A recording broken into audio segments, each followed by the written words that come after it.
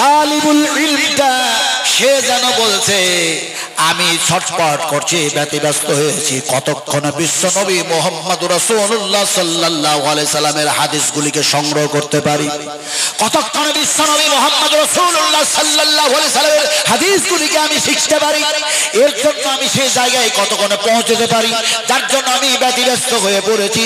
পুঁজিপতি মানুষটা বলল, আরে সাথী কেউ ছিল না, তুমি আমার সাথী হয়ে গেলে, তুমি কোথায় হাদিস সংগ্রহ করার জন্য যেতে চাইছো? বলে মদিনায়ে মুনাওয়ারায় যেতে চাই। যে মদিনায়ে মুনাওয়ারায় বিশ্বনবী মুহাম্মদ রাসূলুল্লাহ সাল্লাল্লাহু আলাইহি ওয়াসাল্লাম শুয়ে আছেন রিয়াজুল জান্নাতের মধ্যে, সেখানে যেতে চাই। এমন সময় পুঁজিপতি মানুষটা বলল, আমারও তো আশা, আমি তো মদিনায় যাওয়ার জন্য ইরাদা করেছি। তাহলে তুমি যখন যেতে চাও তাহলে আমার সঙ্গে চলো, আমরা দুইজন হয়ে গেলাম, তবে খাবার একটু খেয়ে নাও। খাবার তাকে দিয়েছে পুঁজিপতি মানুষটা। আপনারা যেমন দান করেন, খায়রাত করেন, যাই গিরলেন ইত্যাদি, তেমনি দেখা যায় সে যেন খাবার দিল। এমন সময় সেই তোলবা যেন খাবার খাচ্ছে, খাবার খাওয়া দেখে পুঁজিপতি মানুষটা বলল, ওই তালিবুল ইলম, এই যেন তালিবুল ইলম, বলো তো তুমি কি কুরাইশ বংশের মানুষ? তুমি কি কুরাইশ বংশের মানুষ? বিশ্বনবী মুহাম্মদ রাসূলুল্লাহ সাল্লাল্লাহু আলাইহি ওয়াসাল্লাম তিনি ছিলেন কুরাইশ বংশের। এখন দেখা যায় সেই তোলবাকে সেই পুঁজিপতি মানুষটা বলছে, তুমি কি এমনি করে কুরাইশ বংশের নাকি? বাচ্চাটি বলল, স্টুডেন্ট ছাত্রটি বলল, তোলবাটি বলল, আপনি কেমন করে জানলেন আমি কুরাইশ বংশের মানুষ? পুঁজিপতি মানুষটা যেন বলল, এমনি করে যেন আমি দেখেছি কুরাইশ বংশের মানুষগুলি কি খাবার খেতে, আর তুমি যেভাবে খাবার খাচ্ছ তারাও যেন এইভাবে খাবার খায়, ফলে যেন ধরা পড়ে গেছে তুমি সেই বংশেরই মানুষ হবে। সে বলল, হ্যাঁ আমি কুরাইশের বংশের মানুষ। এমন সময় দুজনে একসঙ্গে চলতে সফর শুরু করলো, রাস্তা অতিক্রম করতে শুরু করলো। রাস্তা অতিক্রম করতে করতে করতে করতে করতে দেখা যায় একদিন নয়, 2 দিন নয়, 4 দিন নয়, 10 দিন নয়, 1 রাত নয়, 5 রাত নয়, 10 রাত নয়, 12 রাত নয়, এমনি করে 16 দিন 16 রাত দেখা যায় এমনি করে পায়ে হেঁটে সফর করে বিশ্বনবী মুহাম্মদ রাসূলুল্লাহ সাল্লাল্লাহু আলাইহি সাল্লামের মদিনায়ে মুনাওয়ারায় গিয়ে উপস্থিত হয়ে গেল দুইজন। এখন এই পুঁজিপতি মানুষ এর যে কাজ ছিল সেই কাজের জন্য, তার যা ছিল সেইগুলি করার জন্য সে যেন সেই জায়গায় পৌঁছালো। আর এই তোলবাটা দেখা যায় মসজিদে নববীর মধ্যে গিয়ে দেখে বিশাল বড় একটা কাফেলা, বিশাল বড় একটি জামাত। সে জামাতটা অন্য কাউরি না, সেটা হলো তোলবা তালিবুল ইলম, তালিবুল ইলম, তালিবুল ইলম, ইলম সঞ্চয় করার জন্য যারা গেছে ওই জায়গায় যেন মসজিদে নববীর মধ্যে বসে আছে। তিনিও সেই জায়গায় গিয়ে বসলেন। এমন সময় যিনি দার্স দিচ্ছেন, যিনি ক্লাস করছেন, তিনি দেখা যায় বিশ্বনবী মুহাম্মদ রাসূলুল্লাহ সাল্লাল্লাহু আলাইহি ওয়াসাল্লাম যে মেহরাবে নামাজ পড়িয়েছে, যে জায়গায় দাঁড়িয়ে দাঁড়িয়ে নামাজ পড়েছেন, ইমামতি করেছেন, সেই জায়গায় তিনি বসে বসে দার্স দিচ্ছেন, ক্লাস করছেন। এখন ক্লাস করতে করতে ওস্তাদ যেন বলছেন, হাদিসগুলি একটা একটা করে বয়ান করছেন, একটা একটা করে বয়ান করছেন। আর তোলবাদেরকে বললেন, তোমরা তাড়াতাড়ি করে এইগুলি মুখস্থ করো অথবা লিখে নাও। এখন দেখা যায় তোলবারা লিখতে শুরু করেছে। সেই জামানায় সেই পিরিয়ডে যা কিছু ছিল, লেখার মতো জিনিস যা ছিল তাই দিয়ে তারা যেন লিখতেছে। এমন সময় দেখা যায় আরে যে 10 বছরের কোরআনের হাফেজ, এ দেখা যায় লিখবে কি, এর কাছে কলম নেই, এর কাছে লেখার মতো কোনো জিনিস নাই, কিন্তু তারা লিখছে বলে শাহাদাতের আঙুলটা নিয়ে যেন এমনি করে যেন হাতের উপরে সে খামাকা তাদের মতোই যেন কলম চালার মতো একটা যেন ঢং করতেছে। এমন সময় যেন আসরের ওয়াক্ত হয়ে গেল, মুক্তাসার আলোচনা, সংক্ষিপ্ত আলোচনা। এমন সময় যেন আসরের ওয়াক্ত হয়ে গেল, মুয়াজ্জিন যেন আযান দিয়ে দিলেন, হাইয়া আলাস সালাহ, হাইয়া আলাল ফালাহ। এমন সময় আযান যেন কমপ্লিট। এমন সময় যেন ওস্তাদ বললেন, যাদের ওযু তাজা করে করার ইচ্ছে, নতুন করে করার ইচ্ছে, ওযু করো। অথবা দেখা যায় এমনি করে ওযু নষ্ট হয়ে গেছে, তারাও ওযু করে নাও। ওযু করার জন্য যেন ওযু করার জায়গায় গেল, ওযু করা যেন শেষ। এবার যেন জামাত শুরু হয়ে গেল। এমন সময় দেখা যায় কাতার যেন সিধা হয়ে গেল। এবার দেখা যায় কাতার সিধা হয়ে গিয়ে যিনি হাদিসের দার্স দিচ্ছিলেন তিনি নামাজ যেন শুরু করলেন। নামাজ শেষ হয়ে গেল। খুব তাড়াহুড়ো করে কথা বলছি, ভালো করে বুঝুন। এমন সময় নামাজ শেষ হয়ে গেল, সালাম ফিরিয়ে দেওয়া হলো। ওস্তাদ সে সময় যেন ছাত্রদেরকে বললেন, তোলবাদেরকে বললেন, আমি 100 খানা হাদিস বয়ান করেছি, আমি 100টি হাদিস বয়ান করেছি, আমি 100টি হাদিস তোমাদের শুনিয়েছি, আমি 100টি হাদিস তোমাদেরকে পড়িয়েছি। সেই হাদিস তোমরা লিখেছো কি? যারা ছিল স্টুডেন্ট তারা সবাই তোলবাড়া বলল হ্যাঁ লিখেছি বলে খাতা জমা করো, লেখা হাদিসগুলি আমার কাছে জমা করো। সবাই জমা করে দিল। কিন্তু যিনি 16 দিন 16 রাত এমনি করে পথ অতিক্রম করে গেলেন, 16 দিন 16 রাতে 16 বার কোরআনুল কারীম পড়তে পড়তে খতম করেছে, পড়েছে শেষ করেছে, আবার ধরেছে পড়েছে শেষ করেছে। এমনি করে 16 বার সে কোরআন পড়তে পড়তে গিয়ে সেখানে গিয়ে যেন উপস্থিত হয়েছে। তাকে বলা হলো তুমি কি এমনি করে হাদিসগুলি শুনো নাই, তুমি কি লেখো নাই? এমন সময় যেন এই তালিবুল ইলম এ যেন বলল শেখ আমি যেন দেখা যায় লিখেছি লিখেছি। বলে তাহলে তুমি খাতা জমা করো। এমন সময় বললে আমি লিখেছি, খাতাতে লিখে নাই, পাথরের উপরে লিখে নাই, পাতার উপরে লিখে নাই, হাড়ের উপরে লিখে নাই, জমা করব কি করে? বলে তাহলে লিখেছো কোথায়? এমন সময় তলবাটা বলল আমি এমন জায়গায় লিখে নিয়েছি যে জায়গাটা আল্লাহ ছাড়া কেউ দেখতে পাবে না। আমি যেন আমার সিনার মধ্যে জব্দ করে নিয়েছি, মুখস্থ করে নিয়েছি। জোরে বলুন সুবহানাল্লাহ। 100 হাদিস আমি যেন হাফেজ, 100টা হাদিসের আমি শুধু এমনি করে হাফিজ হই নাই, এমনি করে যেন হেফজ করি নাই, আমার সিনার মধ্যে লেগে নিয়েছি। আমি কি বায়ান করে শোনাবো? 100 হাদিস তিনি বায়ান করেছেন, 100টা হাদিসই যেন শুনিয়ে দিলেন, যেভাবে বলেছেন সেইভাবে যেন তিনি শোনায়া দিলেন। এমন সময় যেন ওস্তাদ জিজ্ঞেস করলেন তুমি কে, কোথা থেকে আসছো? তার পরিচয় সব দিল। বলে তুমি কেন এসছো? বলে আমি এসছি আদি হাদিস সংগ্রহ করার জন্য, পড়াশোনা করার জন্য, যেন হাদিসগুলি যেন পড়াশোনা করবো, সংগ্রহ করার জন্য এসছি। বলে কার কাছে এসছো, কাকে তুমি খুঁজতেছো? এমন সময় তলবাটা বলল আমি যার কাছ থেকে হাদিস নিব তিনি অন্য কেউ না, তিনি হলেন ইমাম মালিক। ইমাম মালিক, ইমাম মালিক। এমন সময় ইমাম মালিক রাহমাতুল্লাহ আলাইহি বলেন আনা ইমাম মালিক, আনা ইমাম মালিক, আনা ইমাম মালিক। এতক্ষণ পর্যন্ত তোমাদের সামনে যিনি দার্স দিচ্ছিলেন তিনি যেন আমি ইমাম মালিক। এমন সময় এই তলবা পরিচয় দিতে গিয়ে বলেন আমি ইমাম শাফিঈ, আমি ইমাম শাফিঈ রাহমাতুল্লাহ আলাইহি। আমার ভাইয়েরা, আমার মায়েরা, আমার বোনেরা, আমার সোনার চূড়ারা, ও ইন্ডিয়ার মানুষেরা, আজকে যদি এমনি করে কষ্ট করে, এমনি করে যদি তাকলিফ করে, এমনি করে মুসাফাত করে, এমনি করে জিহাদ করে, জীবনের সাথে মোকাবেলা করে যদি হাদিস সংগ্রহ করার জন্য 500 কিলোমিটার রাস্তা অতিক্রম করে যদি মদিনায় যায় পায়ে হেঁটে, তাহলে যে মাদ্রাসা আজকে কায়েম হয়েছে আপনাদের এই গ্রামে, এটা গ্রাম কাচন নাকি গ্রাম? এখন দেখা যায় কাচন, এই কাচনে যে মাদ্রাসা কায়েম হয়েছে আমি নিজের চোখেও দেখেছি গত বছর, আপনারাও অনেকে দেখেছেন, এবার আমিও দেখলাম। আরে মাদ্রাসা মাদ্রাসা হয়েছে, কত যে শত দেখা যায় ছোট্ট ছোট্ট বাচ্চারা বড় বড় তলবারা পড়াশোনা করার জন্য ঘর ছেড়েছে, বাড়ি ছেড়েছে, মা ছেড়েছে, বোন ছেড়েছে, জন্মভূমি ছেড়েছে, আর সমস্ত জন্মভূমি ছেড়ে এই মাদ্রাসায় পড়ে আছে। এই মাদ্রাসার যেন অবস্থাটা দেখলাম আজকে এসে, মাদ্রাসার জানলাটা ঠিক নাই, মাদ্রাসার যেন পলেস্তারা হয় নাই, ইটগুলি যেন দেখা যায় বাইর হয়ে আছে। আজকে দেখা যায় এমনি করে যারা জন্মভূমি সব ছেড়ে বিশ্ব নবীর কারখানায় আসলো, সেই মাদ্রাসাটার প্লাস্টার করার প্রয়োজন আছে না নাই? জবাব আপনাকে দিতে হবে, আছে না নাই বলুন, একটু জোরে বলুন না ভাই, আছে তো? কি যে বলবো আপনাদেরকে, কি যে বলবো। মন্দির ভেঙে মসজিদ, মসজিদ ভেঙে মন্দির বানালো, টাকা দিয়েছে অনেকেই, চাঁদা অনেক দিয়েছে, তার মধ্যে একটা লোক 1 নম্বরের বেহায়া লোক, কথা বুঝলেন কি রে?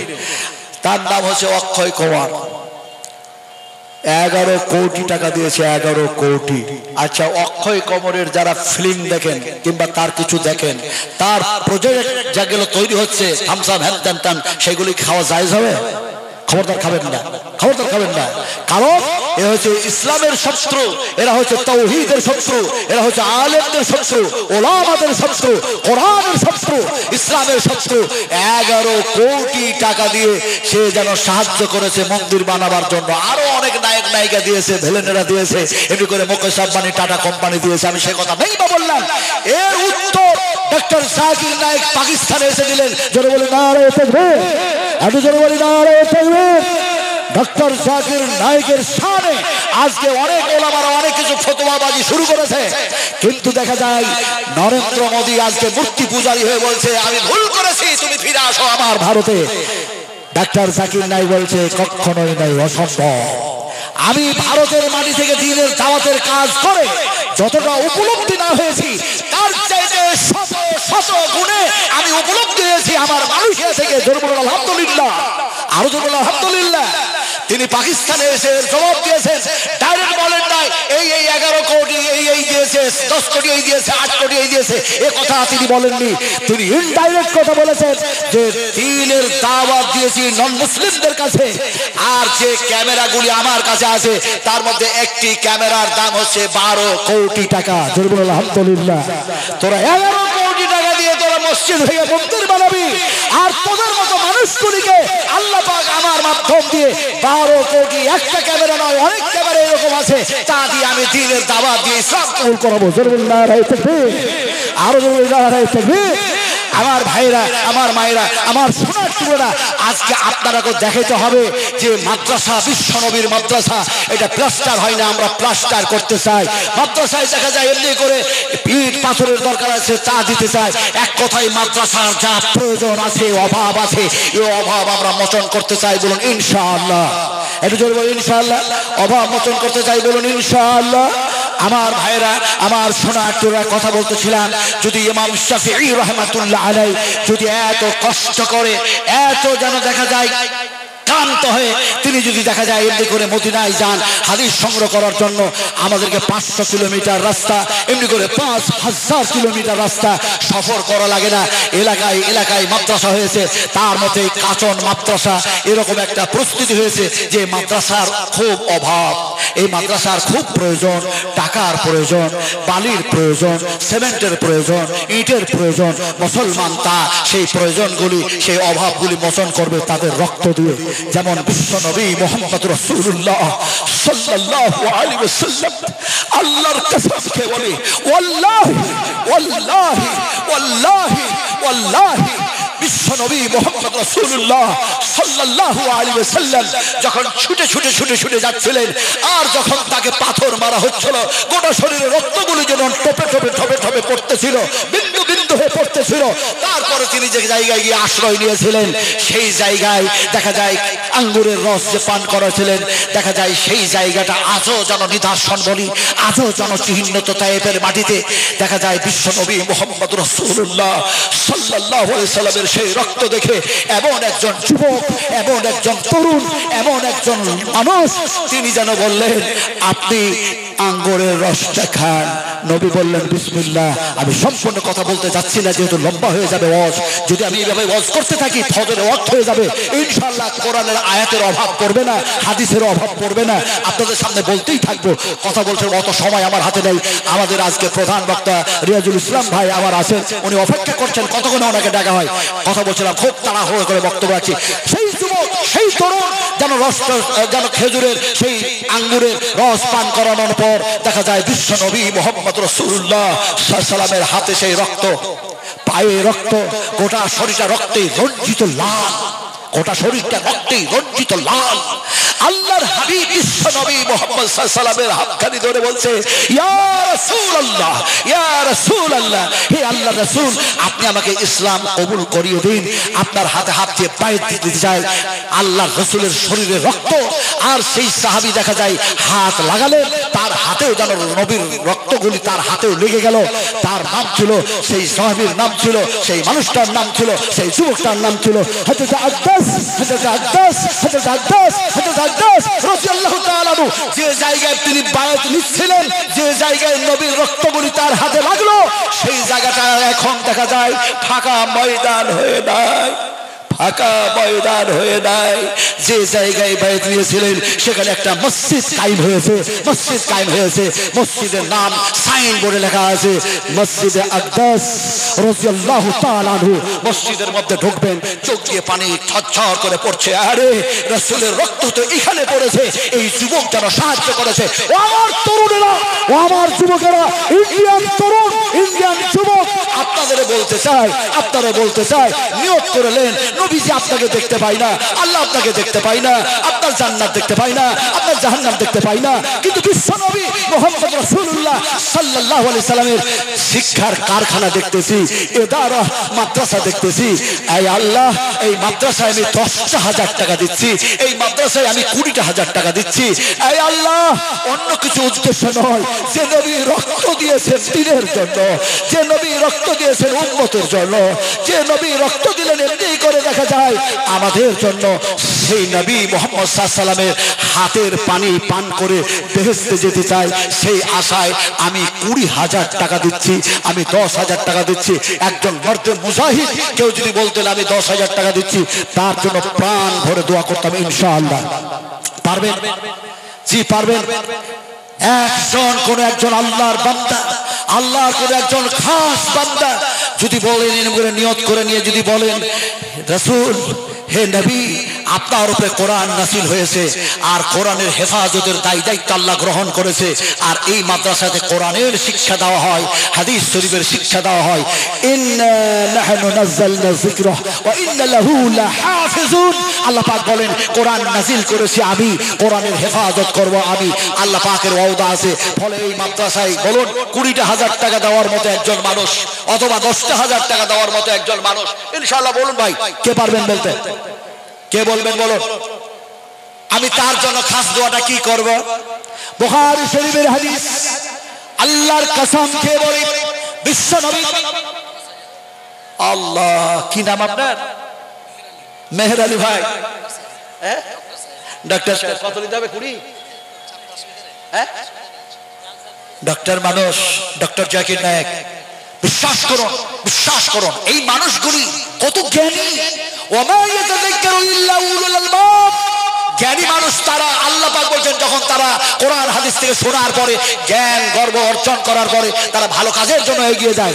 আমার ডাক্তার ভাই যদি 20,000 টাকা দেয়, আমি চেয়েছি যখন, আমি তো চাইলে, আমার চর ক্ষমতা নাই, আল্লাহ মুখটাকে নড়াইয়া দিয়েছে, অসুবিধা হবে নাকি ভাইয়ের? এই আপনারা সাক্ষী দেন না, অসুবিধা হবে? অসুবিধা হয়ে যাবে? হ্যাঁ ওটা হবে না, হলে ইতিহাস হতো না। আচ্ছা 10,000 নয়, ওটাকে আপনি আর 1,000 দিয়ে দেন, তাহলে 11 রাকাত আমরা বেতন আর তারাবি সহ নামাজ পড়ি না, পড়ি না, আর 1,000 দিয়ে দেন। আলহামদুলিল্লাহ, ঠিক আছে, 11,000 দিয়ে দেন। আলহামদুলিল্লাহ, আলহামদুলিল্লাহ, হাইয়াকাল্লাহ, বারাকাল্লাহ, জাযাকুমুল্লাহু খাইরান জাযা। ও এই ভাইজান ভালো আছেন? 20 করে দেন ভাই, কোন আবার শোনা, তাহাজ্জুদের নামাজ পড়তে গেলে